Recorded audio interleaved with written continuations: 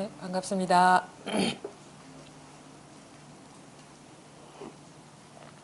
오늘 서장입니다. 서장 70회째입니다. 70회째.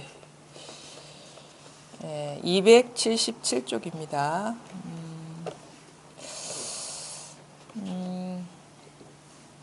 사실 우리가 살다 보면 여러 일을 겪죠. 우리가 뭐 사실은 중요하게 생각하는 게 삶에서 겪는 여러 가지 어떻게 보면 중요한 어떤 터닝 포인트라 해야 될까? 인생을 통해서 우리가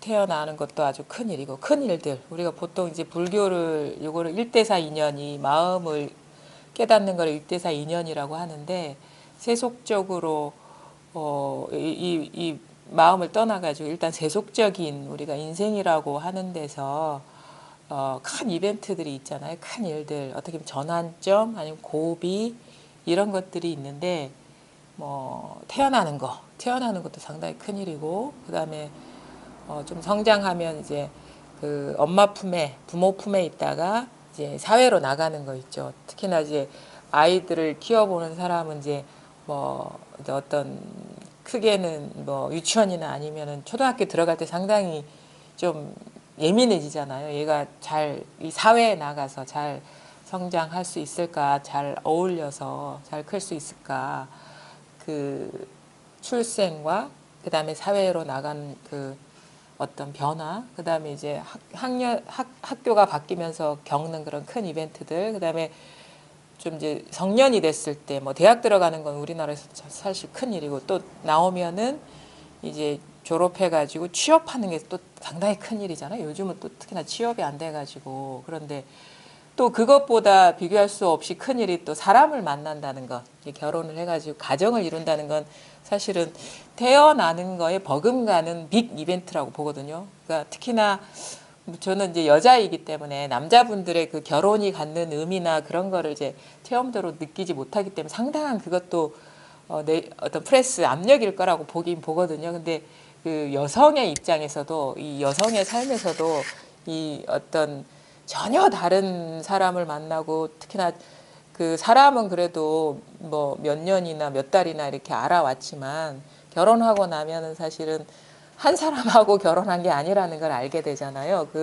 주변에 어떻게 보면 한 부대가 이제 그런 식의 결혼한 거와 같은 여성 입장에서, 그러면은 그동안에 내가 갖고 있던 어떤 가치관이나 어떤 배운 바, 어떤 생활 속에서의 어떤 가치관이나 옳다고 여기는 것들이 이 사회에서는 전혀 용납이 안 되고, 어떤 풍습이라든가 이런 것도 전혀 어떻게 받아들여지지 않는 어떤 변화를 겪게 되는데, 저 같은 경우는 상당히 컸거든요. 그러니까 저는 사실 살아온 환경이 제주도라는 너무도 여기서 떨어져 있는 공간이고, 문화적으로도 많이 다르고, 결혼 풍습도 상당히 다르거든요. 그러면 뭐 우리가 결혼하면 여기 오고 가고 하는 게 정반대더라고요. 근데 이제 서로 이해를 못하죠. 그러니까 그런 과정을 거치면서 그동안에 내가 옳다고 여겼던 거, 아니면 그동안에 배웠던 것들이 전혀 인정받지 못하는 상황. 그래서 아예 뭐 컴퓨터로 말하자면 정신적인 포맷을 당하고, 거기에 새로운 어떤 가치를 심어야 되는 그런 상황이 엄청난 어떻게 스트레스? 그러니까 그거는 내가 자발적으로, 우리는 마음 공부는 어떤 면에서 보면은 자발적인 자기 개조라고 할 수가 있어요. 자발적인 변화인데, 이거는 전혀 그런, 사실은 우리가 결혼을 2번, 3번 해보는 것도 아니고, 딱 해보니까 일방적으로 이렇게 바꾸지 않으면 살아갈 수가 없는 어떤 그런 환경이 만들어진다. 그러니까 파탄이 나잖아요. 그렇죠? 내게 여전히 옳다고 여기면 여기서는 용납이 안 되는 거예요. 튕겨나가고, 아니면 그럼 내가 일군 물론 이제 오래되지 않은 어떤 울타리라는 가정이지만, 그게 이제 사실은 이제 어떻게 보면은 해체되거나 부서지는 그런 상황은, 그걸 감당하지 않으면 내 거를 주장할 수 없는 그런 상황.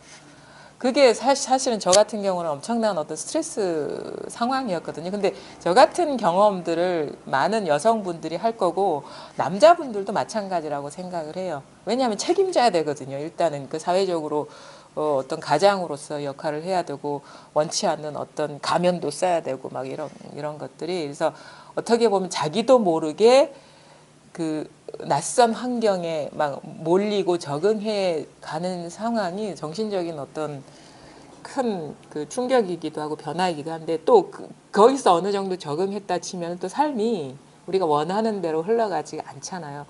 뭐 진짜 저희 동기 같은 경우는 갑작스럽게 좀 이제 어떻게 보면은 그 남편도 잃고 아니면은 자기 스스로도 이제 몸이 이제 그 불치병에 걸려가지고 먼저 이거 떠나는 친구도 보고 그러면 그것도 엄청난 스트레스인데 물론 그런 극단적인 어떤 상황이 아닐지라도 내가 여기서 진짜 하기 싫은 일을 하지 않으면 지금까지 이루어온 모든 것들이 어떻게 될지 모르는 그 불확실성에 놓이는 그 상황이 두려울 수도 있고 압박감으로 느껴질 수도 있고 그래서 진짜 원치 않은 일을 해야 되는 상황이고 이것도 상당한 우리 인생사에서 큰 스트레스거든요. 그게 이제 사람마다 구체적으로 상황은 다를 수가 있는데 사실 우리가 항상 충돌하는 거는 내가 원하는 거를 하지 못할 때 나는 이렇게 살고 싶은데 나한테 주어진 인연은 그렇지 않을 때 그럴 때 우리가 상당한 스트레스를 겪잖아요. 그러니까 내가 선택한 뜻대로 삶이 사라진다면 사실 마음 공부하는 사람 많지 않을 거예요, 사실은. 근데 결코 호락호락하지도 않고 그다음에 뭐 결혼했다고 해서 마냥 행복한 것도 아니고 내 뜻대로 잘 일궈지는 것도 아니고 엄청난 스트레스와 굴곡과 휘어짐과 왜곡과 내가 기대했던 바와 상당히 맞지 않는 거기서 어떤 그 변형이 일어나는데 사실은 이 공부라는 것이 참 그 묘한 구석이 있어요. 그러니까 그 이전에는 공부하기 전에는 그런 것들이 어떻게 보면 나의 존재 자체를 송두리째 이렇게 뒤흔들어 버리는 그런 식의 어떤 그 두려움, 공포 아니면 혼란 그런 것들이 이런 결정적인 변화의 순간에 이렇게 오거든요.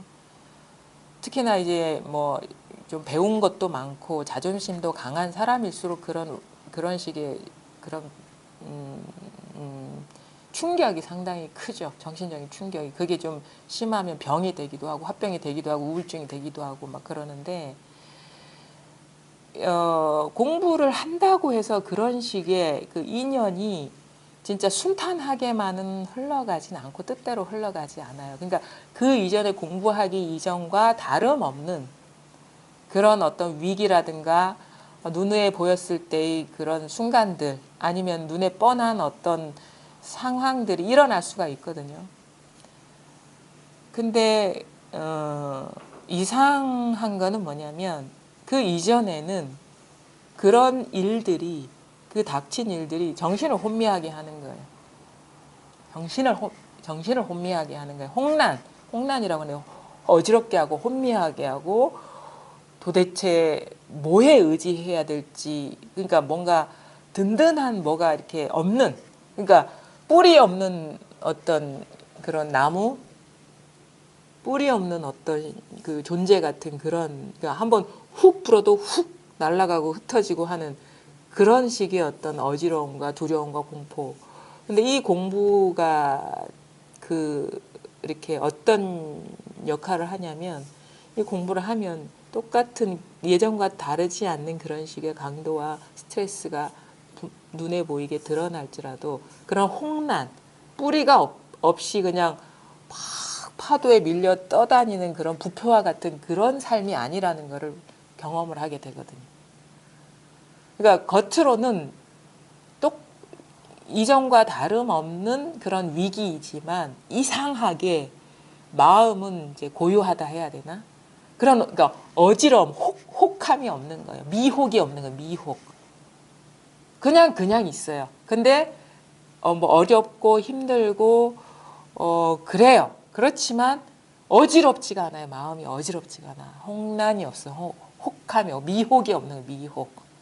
어지럽지가 않아요. 그래서 이것이 이 진정한 어떤, 그러니까 겉으로 보기에는 평범해서 별로 뭐 이 사람이 공부를 했는지 안 했는지 큰 표가 안 날 수가 있지만 자기 스스로는 이게 혼미한 구석이 없다라는 거죠. 혼미하지가 않다라는 거예요. 그러니까 뿌리가 굳건한 느낌이랄까? 그러니까 진짜 어떻게 보면 흔들리지 않는, 깨트려지지 않는 선정이라는 것이 자기 내면에 탁 자리를 잡는다고 해야 되나요? 그러니까 고요할 선자의 고정 정자거든요. 선정이라는 것은 우리가 생각하는 어떤 고요한 그냥 단지 고요한 감정 상태를 말하는 게 아니라 고정돼 가지고 흔들리지 않고 왔다 갔다 하지 않고 조건 따라 변하지 않는 것이 진정한 선정인 거예요. 그건 뭐냐면 우리 존재 그 진짜 본래 마음에 딱 뿌리를 박아야지 겉으로 보기에는 엄청난 혼란이 오더라도 진정으로 자기 마음이 딱 그 선정이 될 수가 있는 선정. 그게 이 공부와 그 아닌 무수한 공부의 차이인 거예요. 이게. 이 공부와 그 아닌 얼마나 사실을 위안을 주는 것들이 상당히 많거든요. 심리학적으로도 많고 다른 어떤 그 종교적인 어떤 대상을 두고 의탁하는 것도 많고 그런데 이거는 어떤 대상에 초점을 둬서 기대는 것도 아니고 자기 존재 자체 딱 그 본래 마음에 딱 뿌리를 박는 거거든요. 그러니까 주변에서 아무리 요동쳐도 이 고요를 깨뜨릴 수 없는 그런 것이 이 공부의 그 어떻게 핵심이라는 것이죠. 그게 진정한 선정이에요. 그래서 지혜라는 것은 어둡지 않은 것. 우리가 이제 그 정해 쌍수 이렇게 얘기하거든요. 정해. 특히 보조진을 스님도 그렇게 얘기했어요. 선정과 지혜를 같이 닦는다. 그 다음에 육조해능 스님은 정해불이라고 그랬어요. 정과 해가 둘이 아니다. 그러니까 그게 뭐냐면 이 본래 자성이 탁 자각이 되고 여기에서 내가 알고 있던 그 모든 것들이 다 이 일이구나라는 명확한 그 분명한 어떤 자각, 체험적인 자각, 이거는 절대 관념의 대상이 아니고 설명할 수 있는 일도 아니거든요. 근데 누구나가 완전하게 갖추고 있는 선정이 있어요. 그걸 자기가 스스로 돌아볼 생각도 안 하고 찾질 못해서 그런 것이고 확인을 못해서 그런 것이지 누구나 이런 깨뜨릴 수 없는 선정이 다 있거든요. 이게 본래 마음이라는 것이 그런 건데 딱 여기에 딱 깨달으면 진짜 어느 누구도 흔들 수 없는, 그러니까 사실은 우리가 어떤 받기라는 건 사실은 없죠. 우리가 공부를 하다 보면 알겠죠. 다 자기 분별이고 자기 생각이고 자기 감정이고 뭐 다 자기 어떤 감각적인 그 산물들인데 그 모든 것에 그 이전 자리가 딱 드러나 버린, 그러니까 그 모든 것의 근본이 딱 드러나 버리면 그 드러나는 어떤 것들은 이거를 어떻게 할 수가 없어요. 흔들 수가 없어요. 생각도 이거를 어떻게 할 수가 없어요. 왜냐하면 생각도 이것의 산물이기 때문에. 감정도 이걸 어떻게 할 수가 없어요. 그래서 모든 것이 그 근본이 탁 드러나 버리고 이것이 그 어떠한 경계에 물들지 않고 오염되지 않고 영향을 받지 않는다라는 그 어떤 확신도 오고, 그 다음에 공부를 하다 보면 더 이거에 대한 믿음이 굳건해지고 나면은 저절로 그 경계, 분별, 망상을 밝게 보게 되죠. 밝게. 예전에는 일어나는 생각이나 감정이나 어떤 인연, 주어지는 인연에 막 미혹해가지고 막 그거에 따라서 휘둘리고 다녔지만 이제 딱 보면은 그것이 이것이구나라는 걸 분명히 알기 때문에 그것이 이것이구나라는 걸 아는 게 지혜, 해. 그것이 이것이, 모든 것이 이것이구나. 그러니까 우리가 경험하는 모든 것들이 있잖아. 아까 얘기했죠. 제가 태어나서부터 온갖 삶에서 겪는 고비들, 응? 그런 순간순간의 모든 만사가 다 이 일이구나라는 것이 분명해지면 밝게 보게 되는 거예요. 그냥 저절로 그렇게 보게 돼. 그리고 저절로 미동이 덜 일어나고 겉으로는 이제 해결해야 될 일, 풀어야 될 문제가 많지만 근본적으로는 해결해야 될 일이 없는 거예요. 그러니까 역할적으로 모양적으로는 일이 있지만 근본적으로는 해결해야 될 일도 없고 해결해야 될 사람도 없고 대상도 없고, 그것이 너무도 자명하고 명백하기 때문에 항상 고요인 상태에서 대처를 하게 돼요. 그러니까 울어도 고요하다는 거를 경험하실 수 있을 거예요. 괴로워도 고유하다는 것을 경험하실 수가 있을 거예요. 물론 그러면 즐겁고 행복해도 고유하다는 게 당연하겠죠. 우리가 가장 많이 흔들리는 것들이 사실은 즐거움도 즐거움이지만 그 고통과 그런 것들이잖아요. 그럼에도 불구하고 본래 아무 일이 없다는 걸 알기 때문에 진짜 그 미혹이라는 게 없고 흔들림이라는 게 없고 왔다 갔다 함이 없는 거예요. 본래 그런 그게 그러니까 정해쌍수라는 거는 우리가 가만히 뭔가를 앉아서 고유를 지키고 그거를 뭐 증장시켜 가서 뭔가 그러니까 어떤 거에 산매에 들고 잘 어떤 대상을 알아차리고 하는 것이 우리가 보통 쉽게 이해하는 정해 쌍수 그러니까 사마타 위파사나 이런 식으로 뭔가 별개의 것이 있어서 물론 그거의 본연의 그 뜻은 아마 제대로 공부를 하신 분이라면 사마타 위파사나가 둘이 아니라는 거를 아마 아셨을 거예요. 그죠? 근데 우리가 흔히 보통 사람들이 공부할 때는 사마타 하다가 이게 한계가 있으니까 위파사나 해야지 뭐 이런 식으로의 어떤 두 가지로 보는 그런 식의 공부가 아닌 본연 산매를 깨달으면 해가 알아차림은 저절로 이루어진다는 거죠. 저절로 밝게 본다는 거죠. 그러니까 내가 들어가는 산매가 아니라 본연 산매가 드러나야 되는 거예요. 본연 산매, 본래 마음이 딱 드러나면 저절로 왜냐하면 이거는 어떠한 경계에도 물들지 않지만 모든 것이 이것에서 이것이 일이기 때문에 잘 보게 되는 눈이 열리는 거거든요. 그러니까 모양 아닌 것이 자각되면은 모양들이 잘 보여요. 무슨 말인지 알겠어요? 모양 아닌 게 자각되면 모양이 잘 보이겠죠. 근데 모양 아닌 게 자각이 안 되면 모양 아닌 게 저절로 스스로 그 체득이 안 되면 이게 모양인지 모양 아닌 건지 사실은 잘 몰라요. 헷갈려요. 그래서 그렇게 모양인지 모양 아닌지 모르는 상황에서의 공부라는 거는 사실은 그 분명한 공부도 아니고 그게 바른 길인지 아닌지도 알 수가 없는 거거든요. 근데 저절로 본연산매 모양 아닌 것이 탁 자각이 되면 모양들이 저절로 잘 보이게 된다. 이게 눈이 열린다는 거예요. 처음부터 전부는 볼 수 없어요. 우리가 처음부터 한꺼번에 탁 깨지는 깨어나는 일은 사실은 거의 어렵다고 볼 수가 있거든요. 그동안에 살아온 분별이 이게 켜켜이 쌓여 깊기 때문에 그게 한꺼번에 탁 환해진다거나 이런 식의 전환은 이론적으로는 가능할지 모르지만 왜 이론적으로 가능하냐면 망상이기 때문에 분별 대상. 근데 현실적으로는 우리가 그 습관에 이렇게 매여 있기 때문에 그렇게 쉽지가 않은데 하여튼간 그렇게 공부가 여기에 밝아지면서 이 자리에 체득이 되고 밝아지면서 밝게 보게 되고 이게 같이 가게 되는데 그러니까 이게 드러나면은 겉으로 드러나는 인연이야. 우리가 뭐 별반 다르겠습니까? 살아가는데 먹고 사는데 힘든 것이고 뭐 그 겉으로 보기에는 뭐 어떤 생사 문제나 건강 문제나 안위 문제나 뭐 잘 그런 화목하고 그렇지 않은 갈등 이런 것들 뭐 성격적인 거라든지 여러 가지 요인 때문에 그런 모습은 별반 다르지 않아요. 별반 다르지 않고 물론 쓸데없는 거에 막 모르고 행할 수는 있어도 알면서 자기가 일부러 자기를 내세운다거나 고집부리지는 않게 되죠. 근데 우리가 사실은 완전히 옳다는 거는 없어요. 완전히 바르다는 건 없어요. 우리가 세속에서 살 때 사실은 어떤 사람, 그러니까 우리가 보통의 뭐 어떤 갈등이나 이런 문제에서 빚어지는 거는 서로가 뭐 성격이 안 맞아서 이렇게 갈등이 생긴다, 불화가 생긴다 하는데 그 성격이 안 맞아서라는 말은 모든 거에 해당될 수가 있는 거예요. 왜냐하면은 자기가 갖고 있는 취향이 상대하고 달라요. 그다음에 자기가 중요하게 생각하는 것이 저 사람하고 달라요.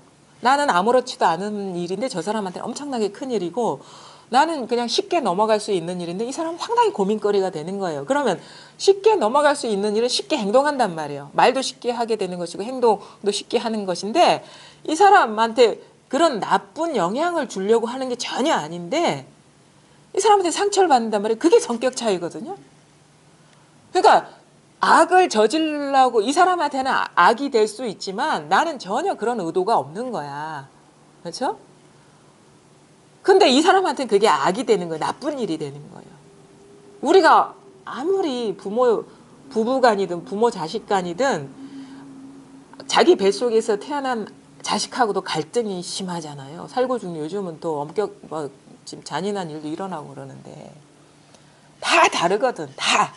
그러니까 나한테는 이게 옳은 일이고 이렇게 해줬으면 좋겠는데 하는 것이 이 사람들은 그게 중요한 일이 아닐 수가 있는 거야. 그 툭툭 털고 넘어갈 수 있는 것이고 아무 문제가 아닌 걸 왜 고민하고 중요하게 여기나. 근데 그거를 당하는 사람 입장에서는 이건 엄청나게 큰일이거든요. 그렇다고 해서 이 사람이 나쁜 사람이다라고 얘기할 수가 없는 거야. 단지 그러면 서로 이해의 폭을 넓히고 서로 간에 어떻게 보면 더 많이 조금씩 대화를 많이 하게 되면 좀 그 차이점이 줄어들 수 있고 서로 이해의 폭이 넓어져서 서로 그러니까 실수지 사실. 실수는 안 하게 되지만 절대 악이라는 거 없어요. 우리가 세상 살아가는 데서. 선이라는 것도 없어. 완전한 선, 완전한 악 그런 거 없어요. 아무리 그래서 그 예수님도 사람을 미워하지 말라 했잖아요. 죄는 미워하되 사람은 미워하지 말라는 것이 이 사람의 입장에서는 그럴 수도 있는 거야. 아무리 사이코패스라도. 그것이 뭐냐면 감정적으로는 용납 안 될 수가 있어요.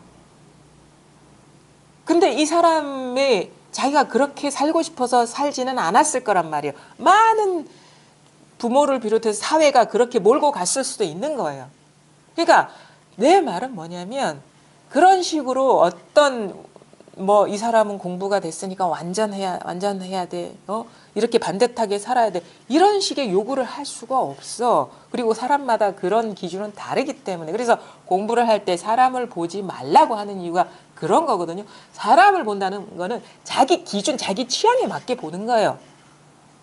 법을 보라고 하는 이유가 아무리 잘 봐줘도 자기의 어떤 취향이나 성향이나 그거 한계를 벗어나서 볼 수가 없어요. 사람을 보는 거는. 근데 법은 모양이 아니잖아요. 응? 법은 모양이 아니잖아. 취향이 아니잖아. 응? 모양이 있어야지 우리가 판단할 수 있고 그런 건데 이거는 판단할 수가 없이 언제나 있는 거거든요. 그게 딱 일견 보기에 뭐 어떻게 보면 선한 모양이든 악한 모양이든 간에 그게 본래법, 그 모양 아닌 그 본바탕은 그거는 늘 똑같은 것이고 누구에게나 해당되는 그게 뭐 사이코패스든 악인이든 누구나 평등한 거예요. 그거는 법은. 그래서 법을 공부하는 사람은 법을 봐야지. 응? 그게 아주 중요합니다. 그러니까 왜 중요하냐면 자기 공부의 성패를 좌우한단 말이에요. 그런 마음이면은 도를 봐도 깨쳐요. 그냥 지나가는 새를 봐도 깨치는 것이고. 그리고 안목이 완전하게 박지 않은 사람의 어떤 그 말도 상당히 도움이 돼요. 자기를 돌아보는 거울만 되면 되거든. 그러니까 그 말은 뭐냐면 우리가 경계에 따라가던 것에서 자기로 회귀할 수 있는 이 방향성, 그게 법을 보는 마음이거든요. 이런 마음 방향만 제시가 되면 우리가 천사를 봐도 자기를 보게 되는 것이고 악마를 봐도 자기를 보게 되는 거잖아. 꼭 천사만 봤다고 해서 자기를 보는 게 아니거든요. 그것이 중요하다는 거예요. 법을 보라는 말은. 만약에 어떤 그 공부 회상이나 어떤 사람이나 아니면은 뭐 특별하게 아주 우리가 큰 선지식이라고 하는 사람을 믿고 가면 분명히 자기가 보기에 자기의 어떤 그 판단과 맞지 않은 행동이 보여요. 당연히. 그러면 그것 때문에 자기 공부를 망칠 수가 있다는 거예요. 그래서 항상 이제 공부를 하는 사람이라면 법을 봐야지. 그래서 모양 따라가지 말라, 경계 따라가지 말라 하는 게 그거고, 사실은 그거는 저에게도 해당되는 말이고 모든 사람에게도 해당되는 말이거든요. 그러면 어떻게 되냐? 일단 이 자리가 딱 드러나면은 기본적으로 이것이 우선이고 이것이 먼저고 이것이 모든 것의 바탕이구나라는 그런 자각이 오면 방향 전환이 돼요. 모든 것이 자기를 돌아볼 수 있게 하는 그 어떻게 보면은 손가락이 되는 거거든요. 이게 다리니까. 그 손가락의 모양이 굽었든 곧았든 간에. 그럼 뭐냐면 이게 되면은 우리의 삶에서 겪는 모든 일이 공부가 된다는 거예요. 그리고 모든 일이 이것임이 더 분명하게 확인시켜주는 일이 된다는 거예요. 그게 이제 공부인의 이 법을 보려는 그 마음 자세가 중요한 이유가 그거거든요. 항상 자기 자신을 봐야지, 자기 자신의 마음 바탕을 봐야지 사람을 보거나 하는 건 경계 따라가는 거기 때문에. 그러면 경계 따라가서 그 사람의 행위나 판단을 보게 된다는 거는 그 자체가 공부가 아닌 것이거든. 이 말이 무슨 말인지 아셔야 돼요. 그래서 바르게 가르치는 그 사람의 손가락만 자기 공부에 어떻게 보면 거울이 돼서는 안 된다는 거예요. 엉뚱한 데를 가리키더라도 진짜 이 자리가 드러난 사람이라면 그 손가락을 보면 안 된다는 거예요. 자기 마음을 항상 봐야 되는 것이죠. 그럼 뭐냐? 그런 자세라면 그게 바로 회광반조고 조고각하거든요. 그런 자세라면요. 매 시간이 공부가 되는 겁니다. 우리가 살아가면서. 온갖 우여곡절. 그리고 그것이 그런 식의 어떤 그 마음 자세가 굳건해질수록 마음이 고요해져요. 왜냐하면 어떤 일이 일어나도 딴 거를 안 보게 되기 때문에. 그리고 이것이 익숙해지면 노력하지 않아도 그걸 먼저 보는 게 아니라 이걸 먼저 보는 거예요. 그렇게 되면은 이걸 먼저 보게 되면 마음에 그 미동이 없어요. 흔들림이 없어요. 그러니까 이거를 항상 먼저 보느냐, 경계 따라가느냐가 이것이 나를 이렇게 흔들리고 끄달리게 하느냐, 그렇지 않느냐의 차이고, 그러니까 그런 거거든요. 마음이 어지러운 거는 경계 따라갔기 때문에 그런 것이고. 그래서 공부하는 사람이라면 항상 그 스스로를 보려고 그리고 물론 이제 자기 자신이 이렇게 자각이 안 돼, 진짜 본래 참된 자기가 자각이 안 된 사람은 그것이 무엇인지에 대한 의문을 갖고 보려 해야 되고 이게 어느 정도 자각이 된 사람은 매사에 그거를 보려고 해야지. 항상 그게 먼저라는 걸 밝게 봐야 되는 거예요. 그게 아주 중요합니다. 우리가 공부하면서 가장 우리를 흔드는 건 뭐냐면 사람에 대한 정의예요. 인정. 이게 이렇게 되면 무슨 나무 토막이 되나 돌덩어리가 되나 전혀 그렇지는 않아요. 그렇지는 않은데 또 달라요. 그게 달라. 그런 거 충분히 느끼고 상황 따라 하지만 달라. 다른 게 있어요. 그러니까 충분히 느끼는데 그게 없어. 그냥 없어. 그거는 없애려고 해서 없는 게 아니라 그냥 없는 거예요. 그런 삶이 되거든요. 그것이 또 우리가 어떻게 보면은 엽법하게 살아가는 그런 삶의 어떤 그런 그 내면의 모습인 것이고, 그래서 근데 가장 사실 저도 쉽지 않아요. 그런 거 쉽지 않지만 그래도 다른 것은 느끼거든요. 쉽지 않지만 예전과는 다르다는 건 느끼거든요. 예전과는 다르다는 걸 느끼고, 그래서 이것이 어떻게 보면 진정한 어떤 공부의 길인 것이구나라는 것을 더 절감하게 되고, 부처님 은혜, 이런 길을 일깨워 주신 여러 분들의 어떤 은혜도 감사하게 되고 그렇게 하는데, 하여튼간 이런 식의 어떤 방향 전환이 상당히 중요하다는 것을 여러분은 알고 계셔야 됩니다. 이게 자각되지 않았다면은 이게 뭔지에 대해서 관심을 가져야 되실 것이고, 이게 자각이 됐다면 인정이라는 것은요 가장 강력한 경계예요. 그걸 아셔야 돼요. 그게 쉽지는 않지만 사실 그런 면에서 우리가 많이 가벼워질 수 있다면 진짜 삶이 진짜 홀가분하고, 사실 장애가 별로 없죠. 우리가 겪는 게 다 그런 거기 때문에.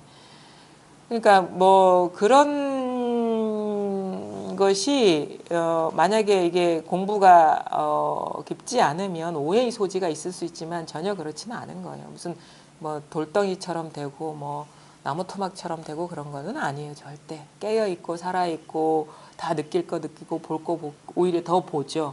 예전에는 회피하고 돌아서고 안 보려고 했는데 이제는 다 그냥 보게 되죠. 그만큼 공간이 생긴 거예요. 여유가 생긴 거예요, 마음에. 예전에는 너무 이게 짐이 커가지고 못 봤어. 못 봤고 그다음에 수용적이지가 않았어요. 막 튕겨나가. 그러니까 밀어내거나 안 보거나. 근데 이제는 자기 내면에 이렇게 마음이 비워지고 텅 비워지고 뭔가 잡을 게 없지만 그 어떤 물건보다도 굳건한 자기의 진짜 깨뜨릴 수 없고 훼손될 수 없는 이런 뿌리가 딱 드러나 버리면 진짜 힘이 붙어요. 힘이 붙어서 보게 되고 회피하지 않게 되고 그다음에 수용하게 돼. 수용. 그래서 이 수용성이라는 것도 상당히 어떻게 보면 공부의 깊이를 이렇게 나타내는 어떤 효험, 결과적인 거지만 그런 거구나라는 것도 이제 공부를 하면서 느끼게 되거든요. 예전 같으면은 그런 수용적인 태도가 못 됐는데 이제는 이제 그냥 자기도 모르게 그냥 전혀 그런 꺼리낌 없이 수용이 돼요. 그래서 고칠 건 고쳐야 되고 달라질 건 달라져야 되겠구나 이런 생각도 하게 되고 뭐 그것이 뭐 그렇다고 해서 뭐 다른 일이겠습니까? 아니죠. 똑같아요. 똑같아. 그거 똑같아요. 받고 안 받고 뭐 달라지고 좋아지지 않고 똑같아요. 똑같다는 걸 알기 때문에 달라질 수가 있는 거예요. 똑같다는 걸 알기 때문에. 달라지고 달라지지 않는 것이 똑같다는 걸 알기 때문에 여유를 갖고 응해줄 수가 있게 되는 것이고 달라질 수가 있는 것이거든요. 그러니까 그런 것도 좀 이제 공부를 하다 보면은 일단은 절대 자기를 봐야지 그게 뭐 일단 이게 드러났으면 자기 자신 본연의 자기를 봐야지 그게 뭐 어떤 스승이 됐든 뭐 선지식이 됐든 도반이 됐든 사람을 보려고 하면은 자기 공부를 그르친다. 자기 공부가 이제 성숙되는 거를 가로막는다. 또 하나는 이것이 공부가 이렇게 익어가면 익어갈수록 오히려 더 수용적이 되고 포용력이 넓어지고 그 다음에 자기도 모르게 남들이 보기에는 참 용감하다라고 보일 정도로 회피하지 않게 되고 있는 그대로 본다는 거는 상당한 용기예요. 있는 그대로 우리가 회피하는 거는 안 보거나 왜곡하는 거잖아요. 근데 있는 그대로 그냥 아무런 판단 없이 본다는 건 어떨 때는 엄청난 어떤 사람이 보기에는 그냥 있는 그대로 나는 아무런 공들임 없이 있는 그대로를 봤는데 어떤 사람은 참 용기 있구나라고 보일지도 몰라요. 근데 나는 아무 힘이 없어. 힘을 들여서 그렇게 보는 게 아니라 그렇게 보여 그냥. 그렇게 보는 게 주저되지가 않아. 그런 식의 그 삶의 변화들이 일어난다는 거를 아마 느끼게 될 겁니다. 여러분이 공부를 하게 되면.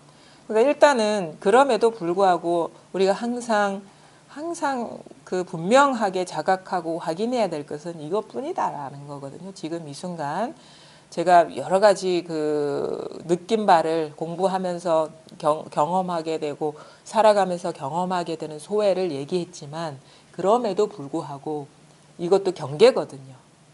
진짜 변함없는 거는 지금 여러분이 보고 있고 그냥 저절로 보고 있고 저절로 듣고 있고 저절로 생각되고 있고 저절로 느끼고 있는 내가 아닌 진짜 이것이 그렇게 하고 있다는 이 사실이 우리가 변함없는 것이고 깨뜨릴 수 없는 진실이거든. 요것밖에 변하지 않는 건 없어요. 여기에서 일어난 생각을 따라가고 내용으로 들어가면 인생의 우여곡절이 얼마나 많습니까? 삶과 죽음까지 다 포함해요. 전생과 후생, 그다음에 뭐 윤회. 사실 이것도 공부하는 사람들한테는 엄청난 큰 문제일 거라고 아니면 장애일 거라고 생각되거든요. 우리가 공부하면서 지금 이것뿐이거든요. 지금 저절로 그러니까 한번 우리 스스로가 잘 봅시다. 지금 이 순간에 잘 봅시다. 자, 내 의지가 소리를 듣진 않아요. 그죠? 그냥 저절로 일어나고 있거든요. 내 의지가 일어나서 나의 선택에 의해서 소리가 들리는 게 아니에요. 그냥 저절로 그냥 들려요.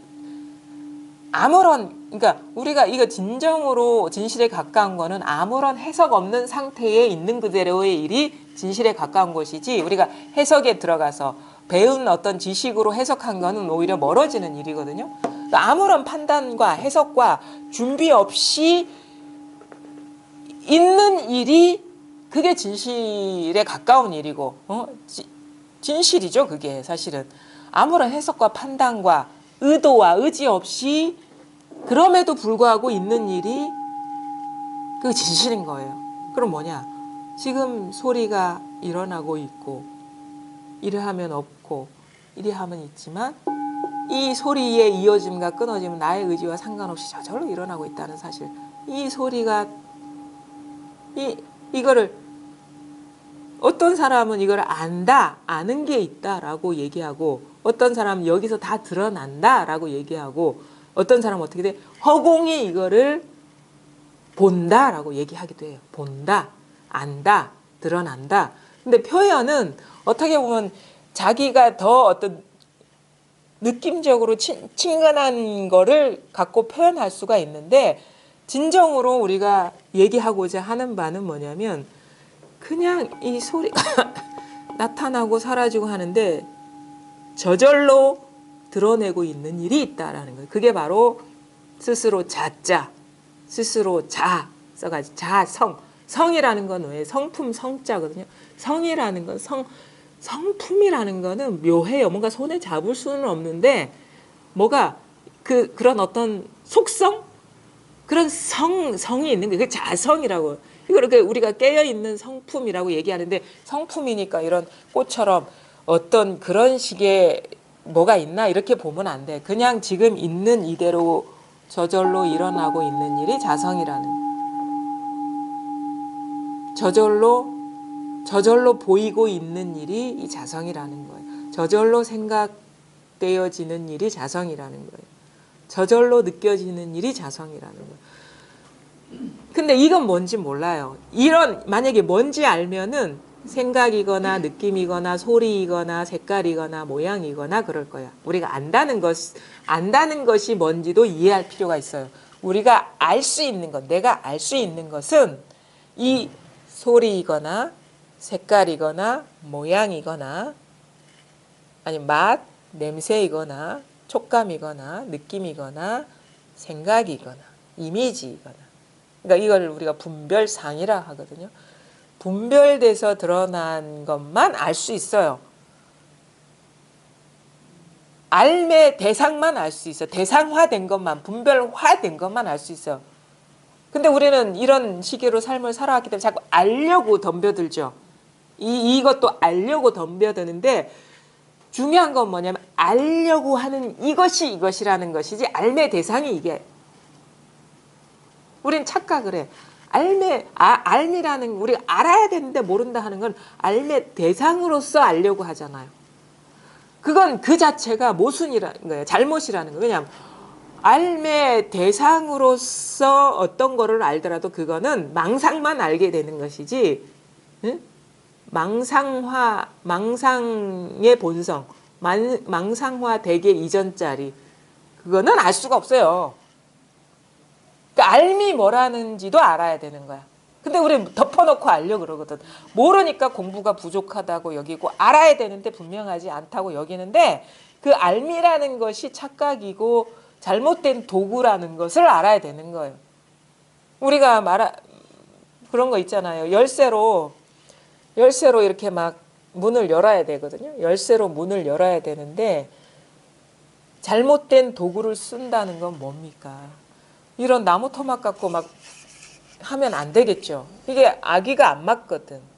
그런데 우리가 이 도라는 거는 모양이 없고 분별되지 않는 건데 알려고 한다는 것이 바로 열쇠로 열어야 될 것을 이런 식의 나무 토막으로 열려는 것과 같아요. 도구가 잘못됐다는 게 오류라는 거, 오류.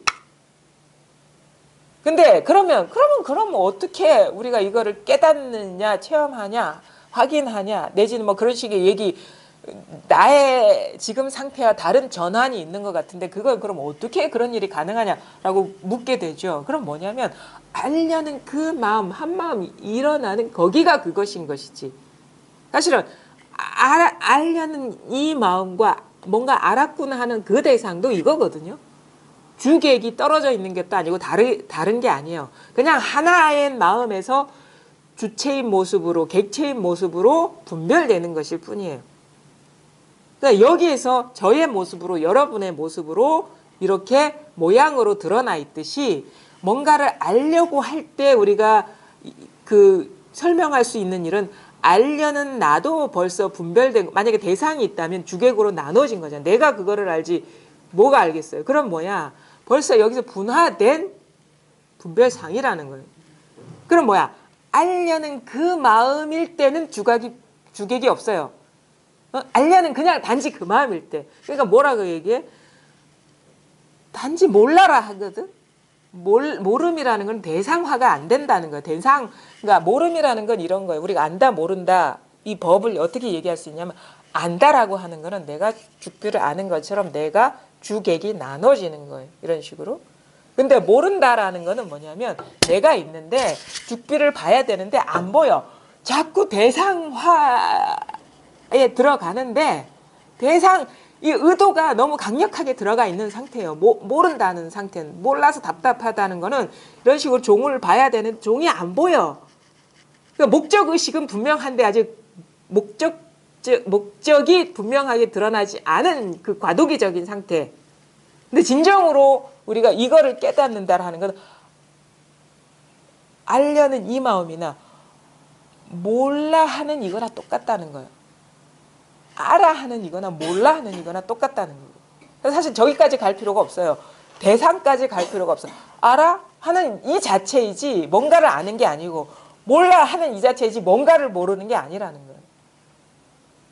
그럼 일어났다 하면 즉각 그것인 것이지 그것이 분별돼서 뭐 대상을 만들고 관계를 만들고 스토리를 만들고 이야기를 만들고 그게 아니라는 거예요. 그러니까 즉각 그것이라는 것이지 그러니까 여기는 이야기가 없다 하거든요. 이야기가 없다. 스토리가 없다. 그냥 이것일 뿐이다. 그래서 뭐 선사들은 고함을 치기도 하고 아무것도 얘기를 들으러 왔는데 아무런 얘기도 안 해주잖아요. 그냥 때리기나 하고. 그러면 즉각 이거라는 거예요. 우리는 근데 뭘 해? 어떤 개념을 들으려 하고 이야기를 들으려고 오잖아요. 물으러 왔을 때는 뭔가가 있어. 그게 바로 대상이거든요. 근데 진짜 깨달아야 될 거는 뭐냐면 뭡니까 하는 이 자체인 것이지 뭐를 아는 게 아니라는 거예요. 뭡니까 하는 이 자체. 그러니까 뭡니까까지도 사실 의미가 돼. 그러니까 이 먹고는 사실 이에서 끝났다는 거예요. 그런 물음에까지 들어갈 필요가 없는 거예요. 이에서 끝난 게 진정한 이목고라는 거예요. 이것이 이목고예요. 그럼 이가 이거면 이 뭐도 이거고 이목고도 이거고. 그럼 뭐야? 두두물물이 이거지. 이것도 이거고 이것도 이거고 이것도 이거고 뭐 하늘도 이거 땅도 이거고 아니면 나도 이거고 당신도 이거고 아니면 도도 이거고 도 아닌 것도 이거고 아니면 뭐 오늘 저녁은 드셨습니까? 이 문장도 이거고 아니면 뭐 저는 오늘 뭐를 먹었고 뭐를 먹었는데 배탈이 나서 뭐 병원에 갔다 왔습니다. 이 스토리도 이거라는 거예요. 늘 이거였어요. 우리는 이걸 떠난 적이 없어요. 한 번도. 사실은 이거를 떠난 적이 없는데 우리 스스로가 그거를 확인도 못했고 몰랐을 뿐이거든요. 늘 이거였어요. 근데 우리는 이런 거는 다 놓아버리고 자꾸 밖에 것만 추구하잖아. 어떤 모양을 추구하고 뭔가 달라진 그런 대상을 추구하고 막 그러는데 사실 이 공부를 하더라도 그런 어떤 대상이나 스토리나 그것이 주는 그 즐거움이 쾌감이 있거든요. 그것도 맛이 들어있어서 그래요. 그게 맛 들어있는 거거든. 그거는 이제 선사들 오염돼 있다라고 하는 것이고 그것이 분별이 주는 그런 맛이 있어요. 맛. 그러니까 아무 일 없으면 괜히 심심하고 뭔가 뭐 재미있는 얘기도 뭐 듣고 싶고 보고 싶고 하는 그런 얘기 아니면은 막 일부러 막 수다 떨고 싶고 그런 재미가 있잖아요. 그게 젖어 있는 거고 오염돼 있는 거거든요. 그것에서 사실 벗어나기도 쉽지가 않은데 근데 이제 이런 식의 어떤 그 진짜 이거구나라는 그 사실을 스스로가 자각하지 못하면 그 분별 경계가 주는 그 맛은 엄청나게 커요. 그리고 중독성이 있고. 그 처음에는 적응이 안 돼요. 그냥 막 예전에 분주하게 살았는데 어느 순간 딱 체험이 딱 이게 들어니까 스스로는 알아. 아, 이게 다라는 게. 근데 이게 다라는 것이 처음에는 너무 재미도 없고 아무것도 아닌 것 같고 그래서 무기력해진 것 같고 더 이상 할 게 없다는 그동안에 내가 살아와서 진짜 아둥바둥 살아오면서 일어났던 모든 것들이 아무것도 아니라는 사실에 화도 나고 허망하기도 하고 이 얘기하니까 그 얘기가 떠올라. 여러분이 아마 학창 시절에 알았을 텐데 그 안톤 체홉의 진주 목걸이인가? 그 진주 목걸이 아시잖아요. 그 친한 친구 사이가 여자 친구 두 사이가 있는데 결혼해가지고 한 사람은 되게 좀 부유한 집에 결혼했고 한 여성은 좀 평범한 집에 결혼했는데 마침 이 여성이 어느 파티에 가게 됐어요. 초대받았는지 어떻게 했는지는 모르겠는데 근데 그 파티에 가게 되면 잘 차려입고 가야 되는데 그게 자기가 갖고 있는 액세서리나 이런 것들이 좀 볼품이 없는 거라 뭐 그래가지고 그 친구한테 잠깐 빌려달라고 그러죠. 그래서 진주 목걸이를 이렇게 빌려주니까 이걸 하고 돋보이잖아. 이렇게 갔어. 그래서 즐겁게 파티에 참석하고 탁 와봤는데 목걸이가 없어진 거야. 진주 목걸이라면 그 여성 입장에서는 그 한두 푼이 아니거든요. 그래가지고 마음은 좀 착했는데 일단은 비슷한 거를 사다가 줬어. 돌려주고 내가 이걸 꼭 갚으리라 해가지고 20년 동안 열심히 일해가지고 똑같은 것을 사서 딱 사들고 친구한테 가는 거예요. 사실은 내가 20년 전에 네가 빌려준 진주 목걸이를 하고 파티에 갔다가 사실 그거 잃어버렸다. 그래서 그때 돌려준 거는 가짜 목걸이였다. 그러니까 이 친구가 뭐라 그래요? 어떡하니 그거 진짜 가짜 목걸이였는데 그러는 거야. 그거 가짜 목걸이 빌려준 거라고. 그럼 뭐야? 이 여성은 20년 동안 그 진주 목걸이 하나만이 인생의 목표였거든요. 그거를 갚아야 된다는. 그러니까 말하자면 이 친구는 황당하죠. 20년을 완전히 낭비해 버린 거야. 20년이 내 인생이 송두리째 사라져 버린 거야. 그럴 필요가 없는데 20년을 그렇게 고생하면서 살 필요가 본래 없었던 일인데 지금 보니까 완전히 내 인생에서 20년 중요한 시기 20년 사라지고 없는 거예요. 얼마나 허망하겠어요. 망연자실했겠죠.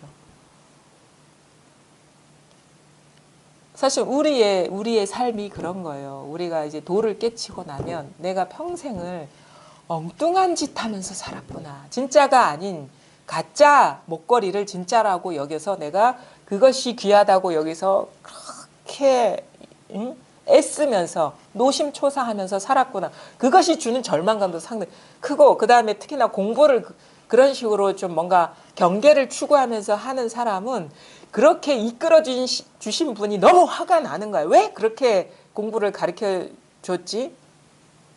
이것뿐이라고 쉽게 얘기해 줘야 되는데 왜 20년 동안 그렇게 헤매게 했느냐? 응? 일단 화부터 일단 화부터 나는데 그런 얘기를 하세요. 진짜 화가 났다고 자기는. 평생을 그렇게 공부를 했는데 알고 보니까 그거 다 헛짓이었다. 지금 와보니까 그게 아니더라. 왜 이 간단하고 쉬운 걸 이렇게 얘기를 해주지 않고 그렇게 헤매게 했느냐. 분하다 이렇게 얘기하는 사람이 있는데 사실은 그럼에도 불구하고 본인은 느낌이나 감정이 어땠을지 모르지만 우리는 20년 동안 이 진짜 진주밭을 걸어왔다는 사실은 변함이 없었다는 사실. 절대 헛된 삶을 살지 않았다는 거예요. 응? 그게 꼭 공부를 통해서 20년을 허비했든 아니면 진짜 가짜 목걸이를 진짜 목걸이라고 알아서 그것을 위해서 20년을 바쳤든 간에 우리는 한 번도 이 진리의 밭을 벗어난 적이 없었다는 이 사실은 자명하게 손해본 거 아무것도 없어요. 절대 잘못 살지 않았어요. 드러난 어떤 모양을 갖고 보면은 잘 살고 못 살고가 있지만 한 번도 잘못 산 적이 없었고 왜? 우리는 이거를 떠날 수가 없기 때문에 아무리 망상을 부려도 여기서 일어나는 일이지 딴 데서 일어나는 일이 절대 아니기 때문에 정작 나는 그 사실을 모를 수는 있었지 모르지만 한 번도 진실하지 않은 삶을 산 적이 없었다는 거예요. 근데 우리는 그 사실을 미처 깨닫지 못하고 가는 경우가 많아요.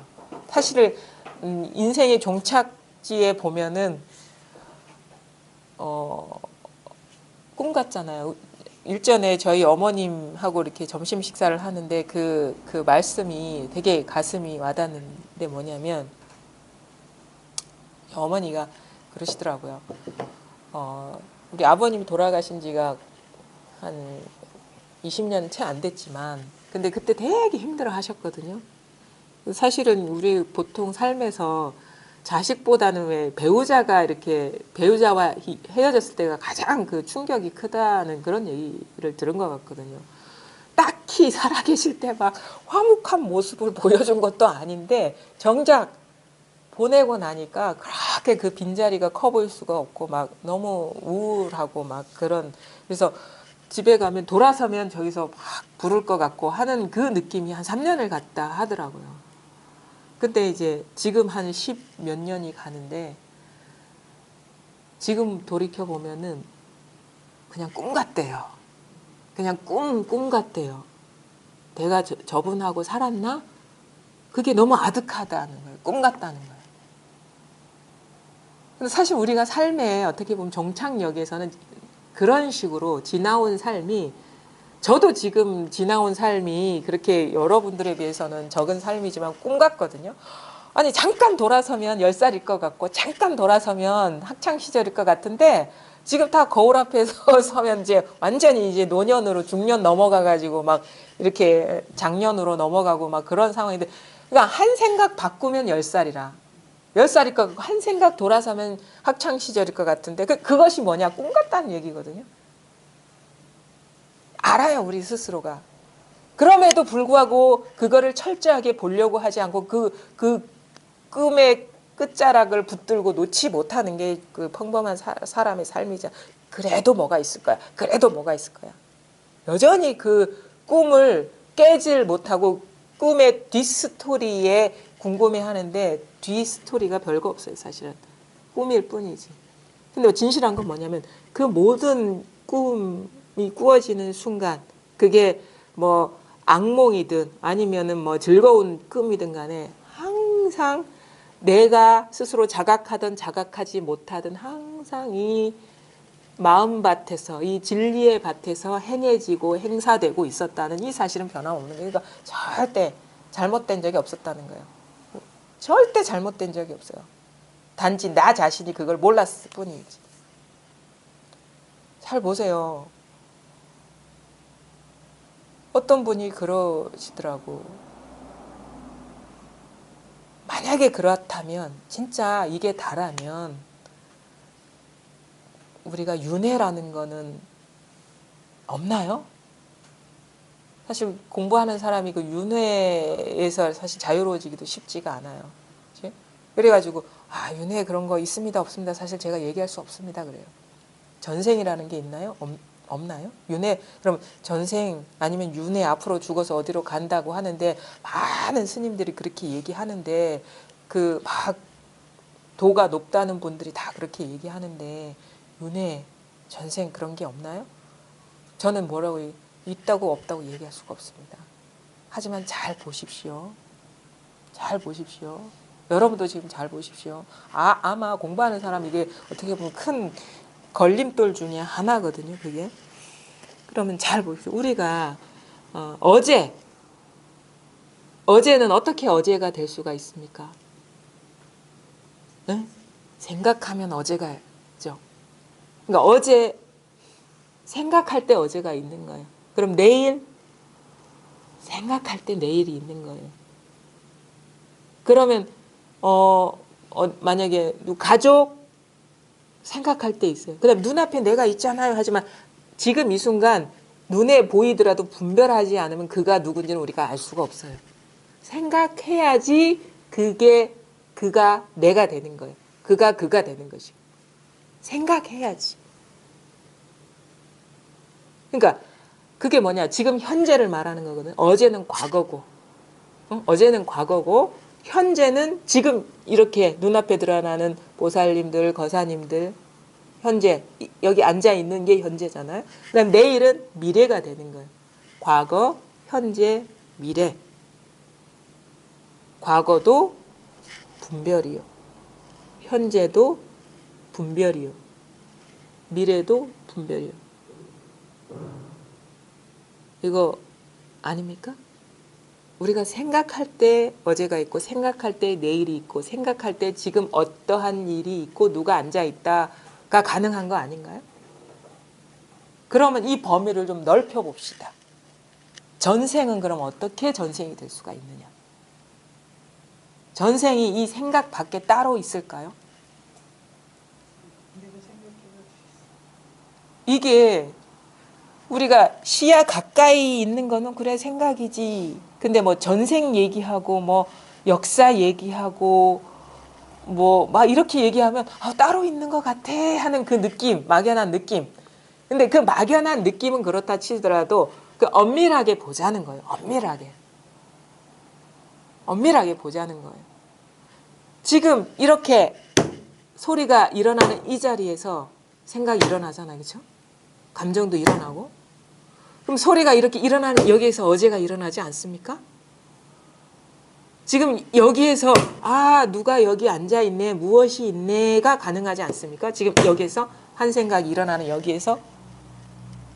그럼 여기에서 내일 내가 뭐 할 거야 라고 내일이 일어나지 않습니까? 출처가 다릅니까? 그러면 범위를 넓혀서 전생을 얘기합시다. 아니, 과거 10년 전도 되고 20년 전도 돼. 태어나기 전도 돼요. 근데 그게 이것을 떠났습니까? 나는 그거를 묻고 싶어요. 제가 있다 없다 얘기하는 건 아무 의미가 쓸모가 없어요. 자기 스스로가 규명되지 않은 한은 그거는 아무런 힘이 없는 거예요. 그래서 잘 보라는 거예요. 잘 봐라. 내가 준다고 해서 그게 해결되는 게 아니고 자기께 되지 않는다. 자기 스스로한테서 규명이 돼야 된다. 잘 봐라. 엄밀하게 잘 봐라. 나는 잘 보라고 알려줄 수는 있지만 내가 있다 없다 하는 것이 그대한테 구원이 될 수도 없고 답이 될 수도 없다. 자기가 분명해져야지. 그래서 저는 얘기할 수 있습니다. 만약에 난 있다 없다 얘기 안 해요. 근데 그 전생이라는 것이 지금 이 생각을 떠났냐 이거죠. 여기서 일어난 생각을 떠났냐 이거죠. 우리가 그래서 선사들은 이런 얘기하거든요. 한 생각에 여기 대예스님도 얘기해 한 생각에 10개의 세계가 펼쳐진다는 거. 그것이 무지막지한 말입니다. 10개의 세계면 과거, 현재, 미래 뭐 모든 세계가 다 들어가 있는 거예요. 그건 만법이라는 건 모든 것. 우리가 만법이라고 해요. 만법 3개 이거는 모든 것을 말하는 거예요. 3개 또는 만법. 아니 불교에서 3개 유심이라고 유심은 뭐예요? 마음이라. 마음은 이거잖아. 마음은 이건데 3개라는 거는 모든 세계.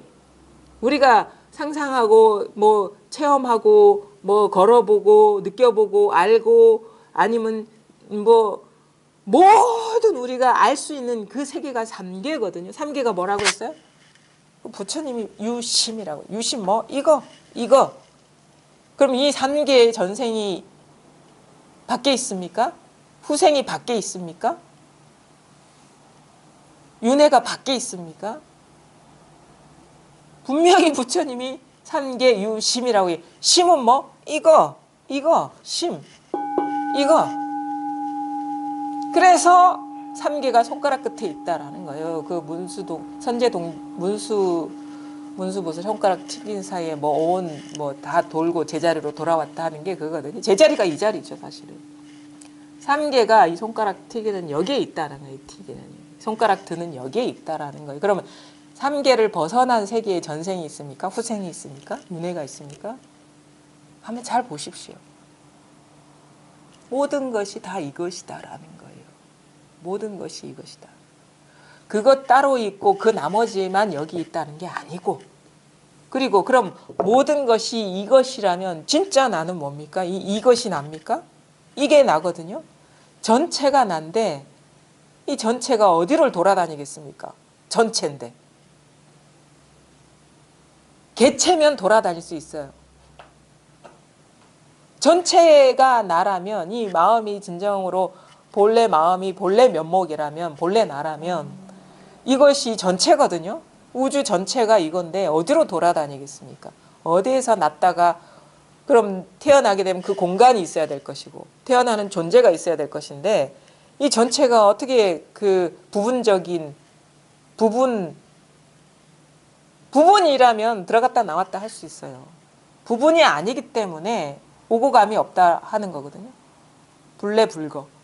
분명히 그렇게 얘기하는데 또 불교에서 또 따로 얘기했다고 하는 거예요. 그거는 진짜 엄격하게 엄밀하게 보지 않아서 그런 거예요.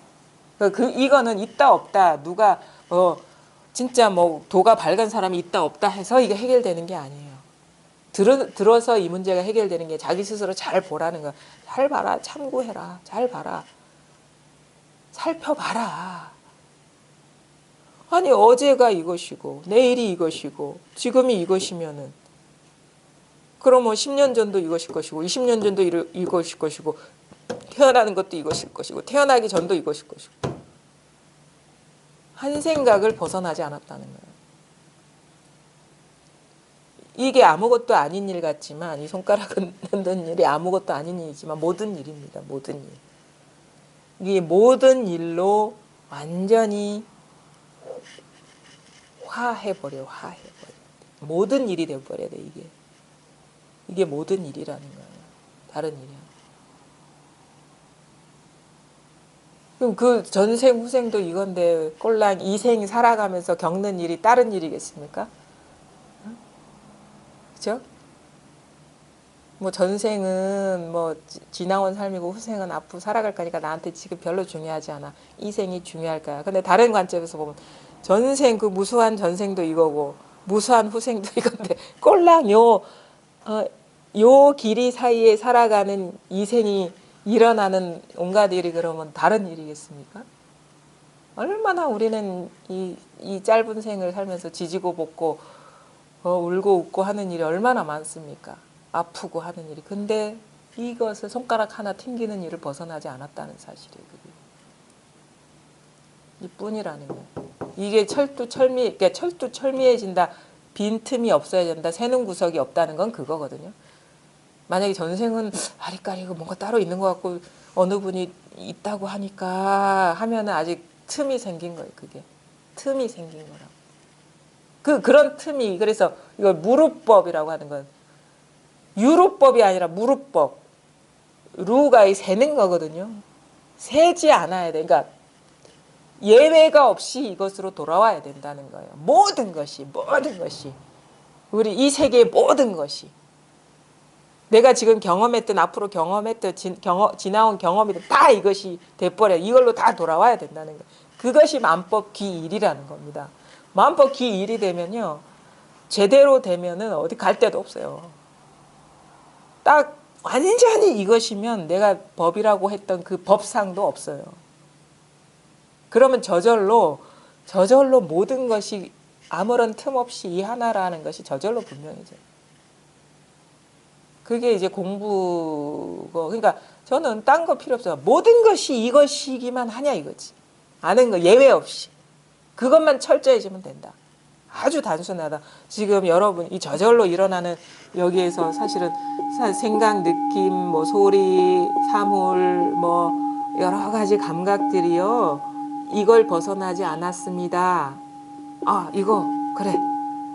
그러면 3계는요. 생각, 느낌, 소리 그 감각을 벗어난 게 아니에요. 그 전생이든 후생이든 윤회든.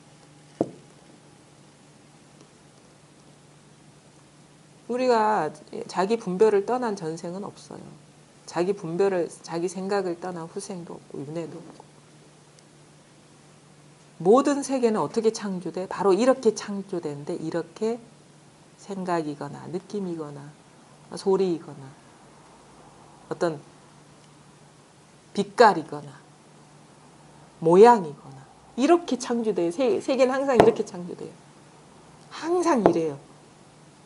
그게 거기서 일어난 어떤 감정에 확 들어가 버리면 엄청난 큰 회오리가 몰아칠 것이고, 아니면 뭐 잔잔한 어떤 감정도 있으니까. 근데 그것이 이것이다는 거예요. 그것이. 모든 것이 이것이다라는 거예요. 한번 책 볼게요. 277쪽. 공께서도 역시 다만 이와 같이 공부하십시오. 공부가 점차 익어가면 매일 24시간 속에서 바로 수월함을 느낄 것입니다. 수월함을 느낄 때 공부를 느슨하게 놓지 마십시오. 다만 수월한 곳에서 버티고 계십시오. 버티고 또 버티어서 이 수월한 곳과 잘 어울리게 되면 또한 때를 알지도 못하고 꼬치꼬치 따지지도 않을 것입니다. 다만 없다는 한마디를 살펴보시되 공부가 되는지 되지 않는지에는 상관하지 마십시오. 지극히 빌고 빕니다. 이분은 아직 이 자리를 아직 깨닫지 못하신 분이거든요. 근데 오늘 마지막 할 텐데 이게 마지막 부분입니다. 당부하는 글인데, 여기서 조주 무자, 뭐 아마 대스님은 이제 끝에는 항상 이제 요런 제가에 계시는 그런 분들한테 이제 화두를 하나 주면서 이제 그 생각이 일어날 때마다 이게 계획에도 불성이 있습니까? 그러면 조주스님이 없다 하는 그 무자를 놓아 보라 하거든요. 그러면 이제 그렇게 하다 보면 어떻게 되냐면 공부가 점차 익어가면 매일 24시간 속에서 바로 수월함을 느낄 것입니다. 왜 수월함을 느낄까요? 우리가 삶이 수월하지 않은 거는 생각에 분별에 휘둘리기 때문에 수월하지가 않은 거예요. 근데 여기에 하게 되면 우리가 사실 우리 어머님들도 잘 하거든요. 무슨 심란한 일이 있으면 관세음보살 한다고요. 그게 무예요. 관세음보살 이게 망상을 확 끊어버리는 역할을 하는 거거든요. 하는 게. 그러면 관세음보살 한 30분만 하면 또 마음이 편안해지는 그런 게 있거든요. 그게 뭐냐면 생각을 확 끊어버리는 거야. 막 휘둘렸던 생각이 싹 사라지고 그 자리에 관세음보살. 그러니까 여기 대스님 말로 조주 무자가 탁 되면은 바로 수월함을 느낄 것입니다. 이게 익숙해지다 보면 수월함을 느낄 때 공부를 느슨하게 놓지 마십시오. 수월하니까 살만하구나 하면서 또 이렇게 경계 따라가서 막 이렇게 하지 말고 계속 공부를 계속 해 들어가라는 말이에요. 수월함을 느낄 때 우리는 좀 공부하다가 좀 편안해지면 또 놓아버리고 막 놀러가고 그러잖아요. 공부 놔두고. 그렇게 하지 말라는 거예요. 그러니까 수월함을 느낄 때 공부를 느슨하게 놓지 마시고 계속해서 조주 무자를 올려나와라. 그러니까 생각 따라가지 말고 거기에 있으라는 거예요. 다만 수월한 곳에서 버티고 계십시오. 버티고 또 버티어서 이 수월한 곳과 잘 어울리게 되면 또한 때를 알지도 못하고 꼬치꼬치 따지지도 않을 것입니다. 이게 보면은 우리의 제가 공부해왔던 것도 사실 이런 과정이었다고 보거든요. 처음에는 법문을 들으면 막 분별을 해서 생각을 해서 그래 맞아 지금 이 순간 이것뿐이지 막 이러면서 이거 얼마 안 되겠네 이런 식이면 뭐 하루 눈앞에 있는 것을 뭐 3년 걸리고 뭐 10년 걸리고 그럴 이유가 없지, 한 달 안에 이거 뭐 깨닫지 못하면 바보네 이런 심정이 들 정도로 가까이 있는 것 같은 느낌이 들어요. 그때는 뭐냐, 이해할 때 근데 가만히 하다 보니 그 이해가 아니라고 자꾸 말 끝에 얘기를 해. 말 따라가면 안 된다. 내가 한 말도 아니다. 이렇게 자꾸 말 따라가면 안 된다. 내가 이해한 이런 식이 아니구나라는 걸 알면서 막막해져요. 막막해진데 심정적으로 여기를 떠난 것 같진 않은데 바로 눈앞에 있는 일인데 자꾸 어디로 알아서 될 일은 아닌 것 같고 이해해서 될 일은 아닌 것 같고, 그러니까 답답하긴 한데 그것이 막 내 가슴을 짓눌러가지고 무슨 화병 환자처럼 그렇게 만들지는 않아요. 그다음에 답답하긴 답답한데 그런 저는 그랬던 것 같아요. 그냥 답답하고 그냥 뭔가에 꽂혀 있는 상태지 막 짓누르는 그런 식의 막 터질 것 같은 그런 건 아니었던 것 같아요. 근데 다른 사람은 어떤지는 모르겠어요. 근데 하다 보면 답답하긴 답답한데 궁금한 그거 하나에 꽂혀 있는 그런 상태라 해야 되나? 그러니까 이제는 궁금해야 공부해야지 해서 그렇게 꽂히게 되는 게 아니라 저절로 꽂히게 되는 거예요. 멋만 봐도 이건데 하는 그런 마음. 그렇게 하다 보면 생각이 막 흩어지지가 않아요. 어디 뭐 어떤 경계가 궁금해지지도 않고 오직 이거 하나에 딱 꽂혀 있게 되기 때문에 그러면 그때 때를 알지도 못하고 이게 수월한 건지 수월하지 않는 건지 공부가 되는 건지 되지 않는 건지 그렇게 아무런 분별이 안 된 상태가 아주 가까이 왔다는 거죠. 그때 문득 모든 분별이 딱 멈춰지면서 이것이 확 드러나거든요. 근데 그때까지 들어가는 것이 사실은 그게 어려운 것이지 요렇게 탁 갈 수만 있다면 이거 오래 걸리는 일이 아니에요. 그러니까 궁금해. 뭐지? 요거에 딱 의문이 꽂히면요. 저절로 사실은 이 몰입이 되거든요. 이게. 그러면 이게 오래 걸리지가 않아요. 막 산란해지던 마음이 멈춰지면서 그냥 막연한 답답함만 있는 상태 거기에서 이게 탁 드러나거든요.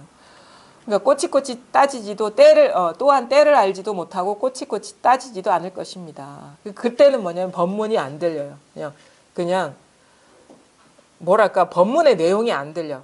그냥 지나가는 바람처럼 이렇게 웅얼웅얼 거리는 걸로 들리지 그 내용에 빨려 들어가지 않아. 웅얼웅얼 웅얼웅얼. 다만 없다는 한마디를 살펴보시되 공부가 되는지 되지 않는지를 상관하지 마십시오. 지극히 빌고비입니다. 이 상태에 무르익어 들어가면 여기 이런 어떤 인연이 형성되는 게 어렵지 이렇게 되면 깨닫는 게 그렇게 어려운 게 아니다. 그런 얘기를 하는 겁니다. 그 다음에 이제는 두 번째 편지입니다. 279쪽 29 왕래한 언장에 대한 답서. 편지를 받아보니 대문을 닫고 사람들과의 교우를 쉬며 세상사를 모두 간략하게 하고 아침 저녁으로 오직 제가 지난번에 말씀드린 화두만 자신에게 일깨워주고 계신다 하니 매우 매우 좋습니다. 이미 이러한 마음을 갖추었다면 마땅히 깨달음을 모범으로 삼아야 된다. 앞에 그 인연이 무르익을 때까지 안내했잖아요. 지금은 이제 그걸 따라가지고 이제 교우 친구들도 만나지 않고 그 관직에 있었던 분위기가 사랑방에 손님도 많을 거 아닙니다. 근데 다 문을 닫고 사람들과도 교우도 쉬며 세상사를 모두 나라가 어떻게 돌아가는지 그거 간략하게 하고 간단하게 처리할 것만 하고 아침 저녁으로 오직 제가 지난번에 말씀드린 대로 화두만 자신에게 일깨워주고 있다 하니 매우 매우 좋습니다. 이렇게 다 편지를 보냈나 봐요. 그러니까 답장을 쓰는 거죠. 이미 이러한 마음을 갖췄다. 마땅히 깨달음을 이제는 깨쳐야 된다 이거지. 이게 탁 드러나야 된다 이거거든요. 자기 이 자성이. 깨달음을 모범으로 삼아야 합니다. 만약 스스로 굴복하여 물러나려는 생각을 내어 근성이 열등하다고 하면서 다시 깨달아 들어갈 곳을 찾는다면 이것은 바로 함원전 속에서 장안이 어디냐고 묻는 것과 같을 뿐입니다. 그러니까 여기서 물러나지 말고 버티다 보면 이제 깨닫게 되는데 다시 생각이 잦아들었는데 다시 이 상태를 못 버티고 생각을 일으켜서 이렇게 해도 되나? 뭔가 잘못한 거 아닌가? 뭔가 다른 길이 있는 거 아닌가? 생각을 일으켜서 막 또 그리고 이 정도 해도 안 되는데 나는 이게 근성이 안 돼서 아주 싹수가 노래가지고 이 생에는 안 될 건가 보다. 이런 식으로 하지 말라는 거예요. 열등하다고 하면서 다시 또 깨달아 들어갈 곳을 또 바로 찾는다. 바로 거기서 탁 부서져 내려앉아야지 또 다른 어떤 방법이 없나 해서 찾는다면 이것은 함원전 속에서 장안이 어디냐고 묻는 것과 같습니다. 요게 이제 이분이 이제 송나라 때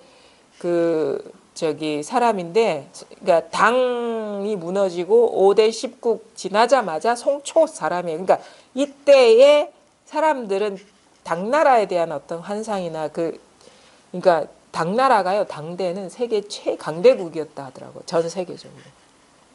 자부심도 크게 느꼈죠. 중국 사람들도.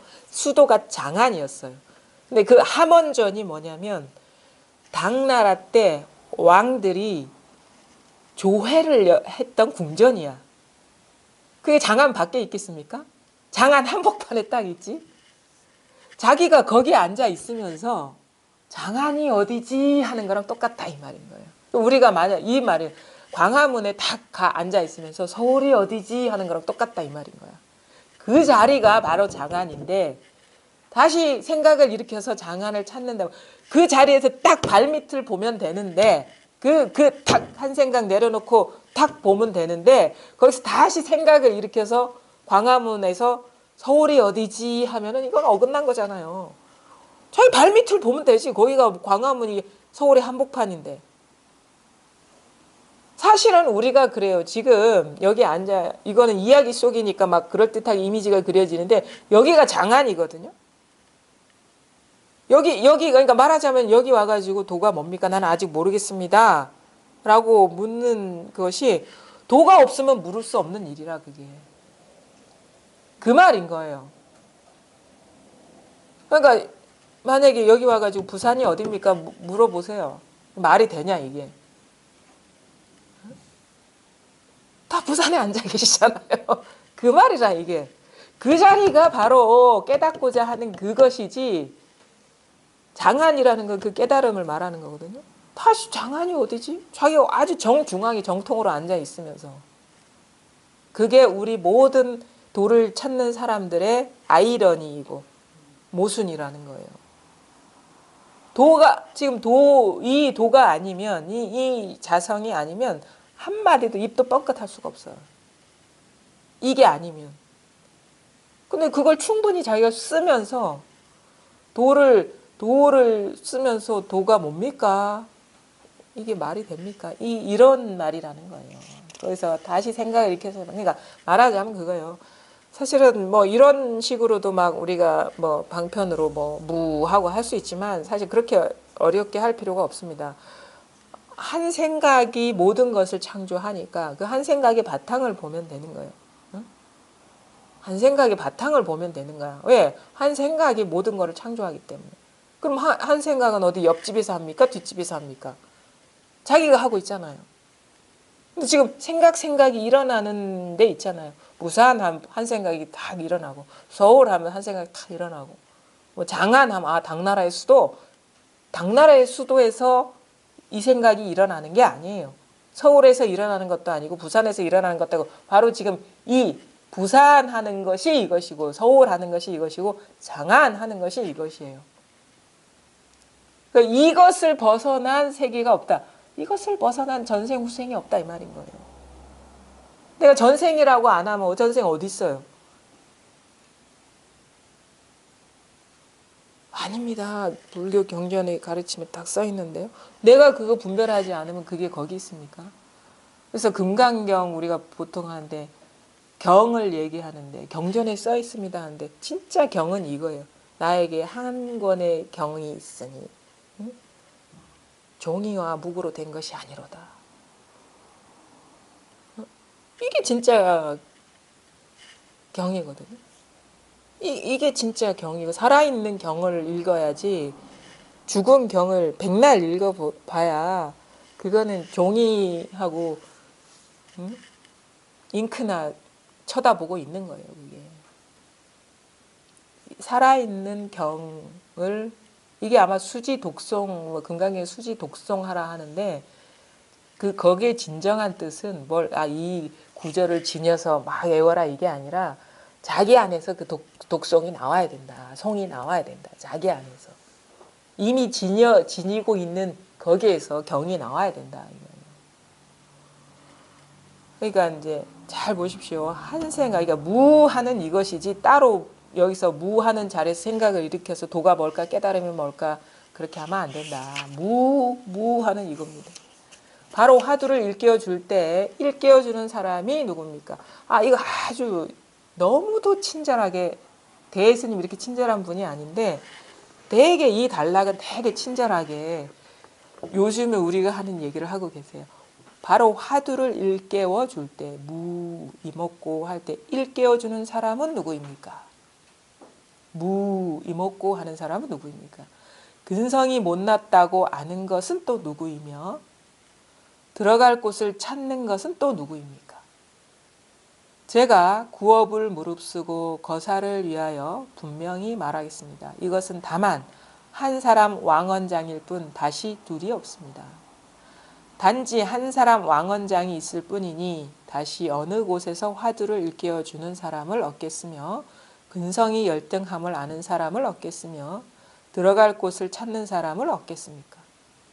이들은 모두 왕언장의 그림자로서 저 왕언장이 일에는 전혀 상관이 없다는 것을 알아야 한다. 내가 찾으려는 그 왕언장은 진짜 나와는 상관없는 일이다. 만약 진짜 왕언장이라면 근성이 결코 못나지도 않고 이것이 어떻게 근성이 못났겠습니까? 들어갈 곳을 결코 찾지도 않습니다. 들어가고 나옴이 없이 늘 이것인데 다만 자기가 주인공임을 믿을 수만 있다면 여러 가지로 번민할 필요가 전혀 없습니다. 그러니까 한번 요거를 대입시켜 보자고요. 자, 바로 화두를 일깨워줄 때 일깨워주는 사람은 누구입니까? 자, 이먹고 해보세요. 내가 하고 있죠. 이먹고 누가 일깨워주고 있습니까? 자기가 일깨워주지 않으면 이게 하드가 안 돼요. 자기가 일깨워주지 않으면 그 다음에 나는 근성이 못나서 나는 열등해가지고 이 생애는 깨닫지 못할까 이렇게 다 한 번씩은 해봤을 거예요. 나는 아는 게 없어서 깨닫지 못해. 나는 너무 생각이 많아서 깨닫지 못해. 이런 식으로 그게 근성이 열등하다고 하는 사람은 누구입니까? 자기가 하고 있다라는 거예요. 들어갈 곳을 찾는 것은 깨달음이 뭐지? 자기가 하고 있어요.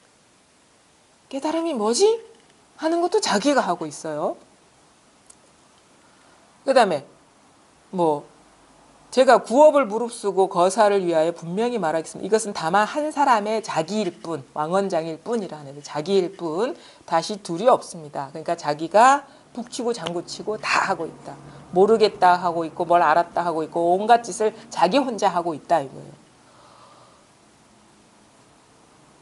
단지 한 사람 왕언장이 있을 뿐이니 다시 어느 곳에서 화두를 일깨워주는 사람을 얻겠으며 근성이 열등함을 아는 사람을 얻겠으며 들어갈 곳을 찾는 사람을 얻겠습니까? 이들은 모두 왕언장의 그림자로서 저 왕언장이 일에는 전혀 상관이 없는 것을 알아야 합니다.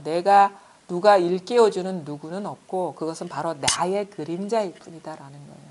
그러니까 우리가 사실은 이런 말을 들어도 선뜻 이게 확 와닿지가 않아요. 사실은. 그러니까 그 고정관념이 강하기 때문이거든요. 분명히 이게 그렇지 내가 화두를 내가 일깨워주고 있고 내가 못났다고 하고 있지. 내가 다 분별하고 있구나. 이렇게 스스로 이렇게 생각한단 말이에요. 근데 옆에서 야, 너 왜 이렇게 못된 짓 해? 그러면 그 사람이 바로 따로 탁 분화가 딱 돼버리는 거야. 순간적으로. 근데 그 사람이 없어요. 그 사람이 없다고. 그 사람은 찾을래야 찾을 수가 없어. 내 마음의 표상인 거예요, 그게. 그것을 밝게 보고 이렇게 확연해지는 것이 사실은 쉽지가 않다는 거예요. 확연해지는 것. 확연해지는 거는 자타가 불이라는 거예요. 확연하다는 거예요. 틈이 없다라는 거예요. 그것이 자타가 불이고 확연해지는 이것이 사실은 공부를 하는데 쉽지 않은 일이거든요. 왜냐면 옆에서 확 성질 건드리면 확 남이 따로 있는 것처럼 자기한테 분화되거든요. 한참 뭐라고 하고 나서 돌아보고 아유 내 혼자 뭐 했구나 막 이렇게 하는데 어쨌든 간에 일단은 남이 없다는 거를 잘 보셔야 됩니다. 화두를 일깨워주는 사람이나 욕하는 사람이나 똑같은 거예요. 이게 자기 삶에서 그냥 아무런 걸림이 있든 없든 간에 그거는 자타가 불이라는 거, 자기 마음의 표상이라는 그 사실은 변함이 없어요. 내가 그거에 끄달리든 끄달리지 않든 사실은 분명한 거예요, 이게. 그러니까 본질적으로 봤을 때는 자기 창조물인 거죠. 여기서 일어난 그게 우리가 오음이라고 하죠. 나 자신이 오음이듯이 남도 오음이거든요. 색수상 행식, 생각, 느낌, 감정, 색은 이제 어떤 물질적인 대상, 사물, 감정, 생각, 어떤 의지, 욕구, 식은 여러 가지 감각의식 같은 그게 나로 나오고 남으로도 분별된다. 근데 우리는 거기에 분리감을 확 부여해줘. 다른 존재로 확 우리가 인정해 버리잖아요. 그러면서 우리가 틈이 생겨버리는 거거든요. 우린 그래서 그 거리에도 약하고 시간에도 약해요. 따로 있으니까 따로 있는 사람이지. 응? 옛날에 그 일 있었으니까 그때도 있고 지금도 있는 거지. 이런 식으로 시간과 공간에 약해버리는데 이 시간과 공간도 여기에서 일어나는 거예요. 여기에는 시간과 공간이 없어요.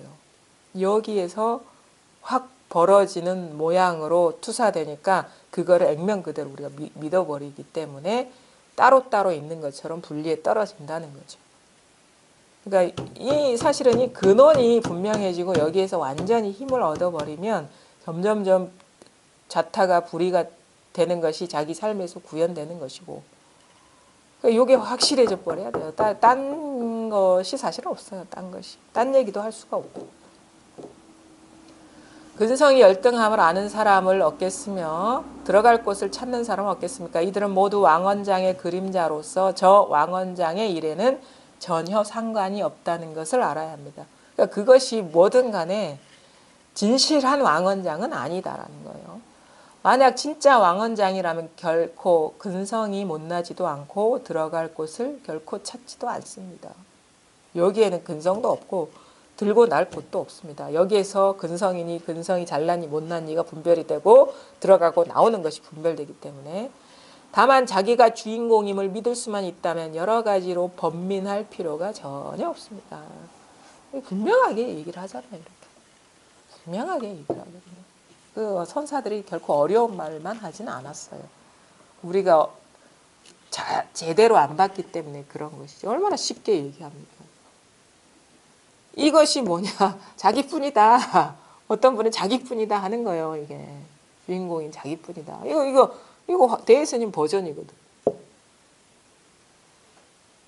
그걸 이것뿐이다 하는 것도 마찬가지고, 진정한 자기는 이거거든요. 뭐 또 모양 있는 내가 아닌 것이 뭐 잘 보십시오. 여기에는 저절로가 있습니다.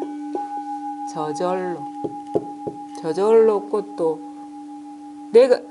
내가 빨간색으로 보려고 한 것도 아니고 의도가 없이 그냥 저절로 이런 인연으로 드러나게 하는 게 있어요. 이 저절로에 맡기는 것을 우리는 상당히 좀 두려워하죠. 막연한 것 같고 진짠가 의심도 되고 하기 때문에. 근데 이제 믿을 건 이거밖에 없다는 것을 점점 알게 돼요. 다른 거는 아무리 믿음이 강한 사람이라도 아니면 사물이라도 못 믿어. 왜냐하면 그것의 속성 자체가 믿을 수가 없는 것이기 때문에. 그 사람이 마음이 그래서가 아니라 속성 자체가 꺼질 수밖에 없는 것이기 때문에 그런 거예요. 근데 이건 안 꺼지거든요. 꺼져서 사라지지가 않거든요. 그래서 이거 불꽃이라고 하거든요. 영원히 타는 불꽃. 계속 밝게 모든 것을 비추는데, 이 불꽃이라는 거는, 불꽃에는 다른 이물질들이 들어갈 수가 없잖아요. 우리가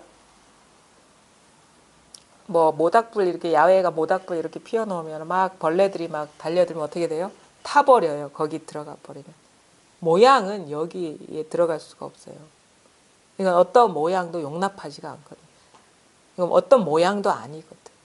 근데 이거를 모양으로 알려는 헛된 시도를 한다는 말이에요. 그러니까 안다는 거는 모양으로밖에 알 수가 없어요. 분별로밖에. 근데 그냥 뭔가를 알려고 하는 그 순간 이미 거기 있다라는 거예요. 이것이 아니면 그런 마음이 일어날 수가 없고. 이 저절로 알려고 하는 거예요. 사실 내가 알려고 하는 게 아니라 저절로 알려는 마음이 저절로 일어났는데, 내가 인연이 그래서 일어났는데 내가 알려고 한다라는 그런 식으로 변색시켜 버리죠. 해석해 버린다 이거예요.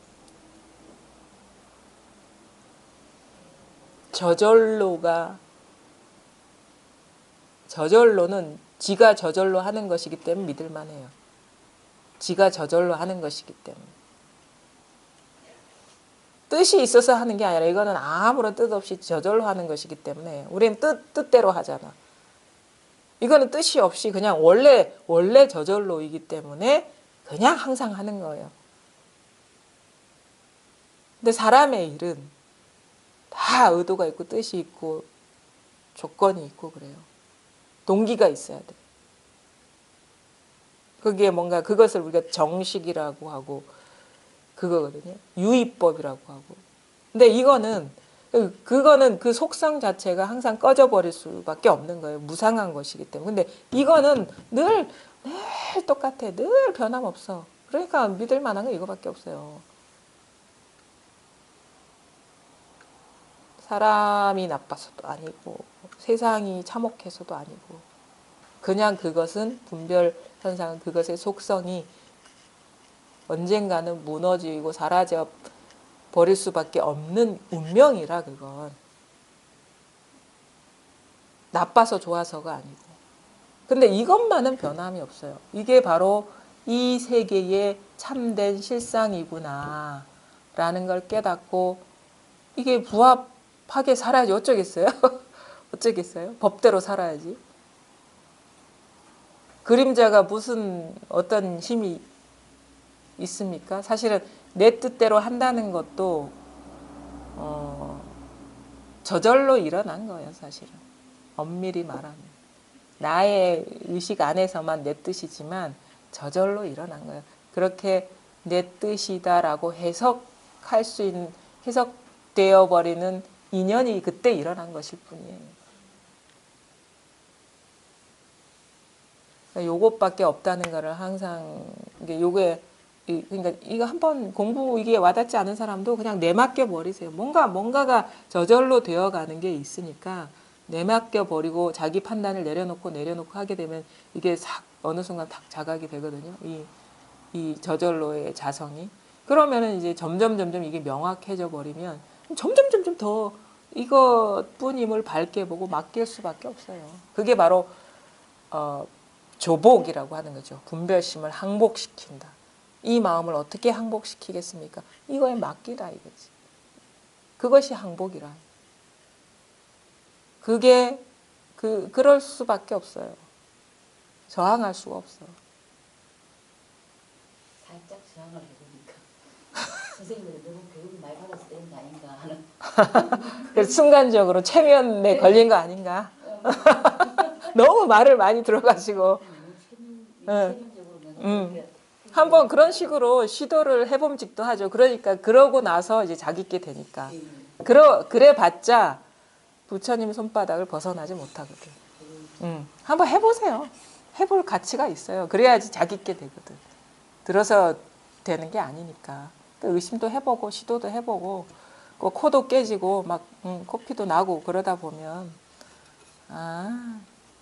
아무리 날고 뛰어봐야 이것을 벗어나진 않은 일이구나라는 것을 스스로 명확하게 알게 돼요. 그러니까 그 무슨 우리 수호지에서 막 뭐 이렇게 원숭이가 막 이거 벗어나 볼 거라고 시도하는 게 그렇게 해볼 만한 가치가 있는 거야. 막 해봐도 못 벗어나니까 이제는 포기하게 되는 게 그게 조복이거든요.